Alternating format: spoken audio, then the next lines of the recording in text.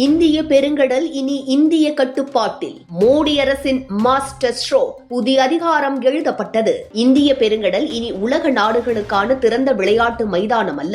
யார் வேண்டுமானாலும் வந்து சுற்றி போகும் கடல் பகுதியும் அல்ல. நீருக்குள் நுழைந்தாலும் தெரியாது, மேலே வந்தாலும் தடயம் இருக்காது என்ற அளவுக்கு இந்தியாவின் கடற்படை வலிமை என்று புதிய கட்டத்தை எட்டியிருக்கிறது. அதற்கான மிகப்பெரிய அடையாளமாக ஜெர்மனியுடன் இணைந்து தயாரிக்கப்பட உள்ள ப்ராஜெக்ட் 75i நீர்மூழ்கி கப்பல் திட்டம் உருவெடுத்துள்ளது. இந்திய பாதுகாப்புத்துறை வரலாற்றிலேயே மிகப்பெரிய மெகா ஒப்பந்தங்களில் ஒன்றாக கருதப்படும் இந்த திட்டம் நாட்டின் கடற்படை சக்தியை உலக தரத்திற்கு கொண்டு செல்லும் என்பதில் ஐயமில்லை. ஜெர்மனியுடன் சுமார் 65,000 கோடி ரூபாய் மதிப்பிலான 6 அதிநவீன நீர்மூழ்கி கப்பல்களை தயாரிப்பதற்கான ஒப்பந்தம் கையெழுத்தாக உள்ளது. 2025-26 நிதியாண்டு முடிவதற்குள், அதாவது மார்ச் 31 இந்த ஒப்பந்தம் கையெழுத்தாகும் வாய்ப்பு இருப்பதாக பாதுகாப்புத்துறை வட்டாரங்கள் தெரிவிக்கின்றன. மும்பையை தலைமையிடமாக கொண்ட மஸ்கான் டாக் ஷிப்யார்டு நிறுவனம் ஜெர்மனியின் உலக புகழ்பெற்ற தைஸ் குரூப் நிறுவனத்துடன் இணைந்து இந்த நீர்மூழ்கி கப்பல்களை தயாரிக்க உள்ளது. இதில் மிக முக்கியமான அம்சமாக பார்க்கப்படுவது ஏர் இண்டிபெண்டன்ட் ப்ரோபல்ஷன் எனப்படும் AIP தொழில்நுட்பம்.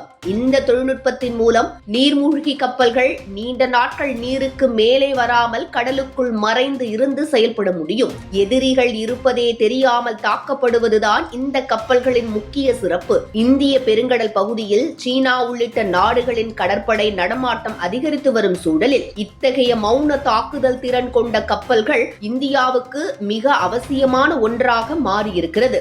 மேலும் இந்த திட்டம் முழுக்க முழுக்க மேக் இன் இந்தியா கொள்கையின் கீழ் செயல்படுத்தப்படுவது குறிப்பிடத்தக்கது. கடற்படையை போலவே இந்திய விமானப்படையின் வலிமையையும் அதிகரிக்கும் வகையில் 114 போர் விமானங்களுக்கு தேவையான MRFA திட்டத்திலும் முக்கிய முன்னேற்றம் ஏற்பட்டுள்ளது. அடுத்த மாதம் பிரான்ஸ் அதிபர் இமானுவேல் மேக்ரான் இந்தியா வருகை தரும்போது கூடுதல் ரஃபேல் போர் விமானங்களுக்கான ஒப்பந்தம் கையெழுத்தாகும் வாய்ப்பு இருப்பதாக தகவல்கள் வெளியாகியுள்ளன.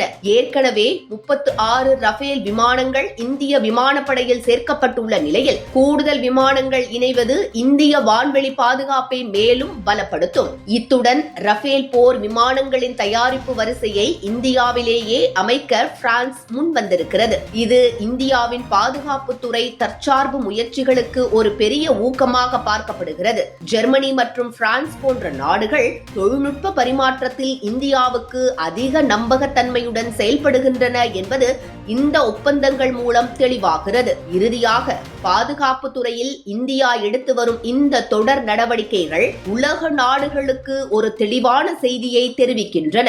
இந்தியா தனது எல்லைகள் மற்றும் கடல் பரப்புகளை பாதுகாப்பதில் எந்தவித சமரசத்துக்கும் இடமளிக்காது என்பதே அந்த செய்தி. INS விக்ராந்த், ஹரிகந்த் ரக அணுசக்தி நீர்மூழ்கிகள் மற்றும் தற்போது திட்டமிடப்பட்டுள்ள டீசல் நீர்மூழ்கி கப்பல்கள் ஆகியவை ஒன்றிணையும் போது இந்தியா ஒரு முழுமையான கடற்படை வல்லரசாக உருவெடுப்பது காலத்தின் கேள்வி மட்டுமே. எதிர்காலத்தில் பாதுகாப்பு உபகரணங்களின் ஏற்றுமதி மையமாக இந்தியா மாறும் பாதையில் இந்த மெகா ஒப்பந்தங்கள் முக்கிய மைல்கல்லாக பார்க்கப்படுகிறது.